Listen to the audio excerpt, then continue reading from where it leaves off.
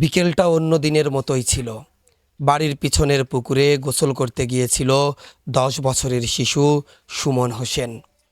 কিন্তু সেই গোসলই যে তার জীবনের শেষ গোসল হবে তা কোনো মতেই ভাবতে পারেনি পরিবারের সদস্যরা।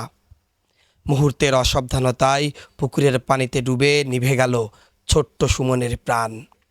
তার মৃত্যুতে পরিবার ও স্বজনদের মাঝে নেমে এসেছে শোকের ছায়া। বৃহস্পতিবার 13ই আগস্ট বিকালে ঝিনাইদহের শৈলকুপা উপজেলার দিগনগর ইউনিয়নের আগুনিয়াপাড়া গ্রামে হৃদয় বিদারক এই ঘটনা ঘটে। সুমন হোসেন ওই গ্রামের শমশের আলীর ছেলে। স্থানীয়রা জানান, বিকালে বাড়ির পিছনে একটি বড় পুকুরে একাই গোসল করতে যায় সুমন।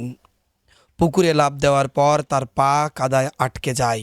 সাঁতার কাটতে না পেরে এক পর্যায়ে পানির নিচেই তলিয়ে যায় শিশুটি।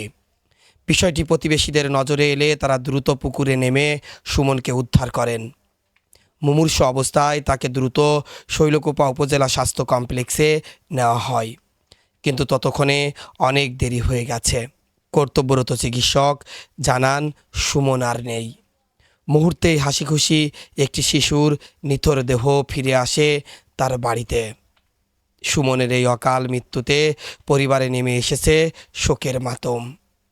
যে উঠানে ছোট্ট সুমনের হাসি খুশি আর খেলায় মুখর থাকতো বাড়ি, সেই উঠানে এখন কেবল স্বজনদের কান্না আর বুক ভাঙা আহাজারি।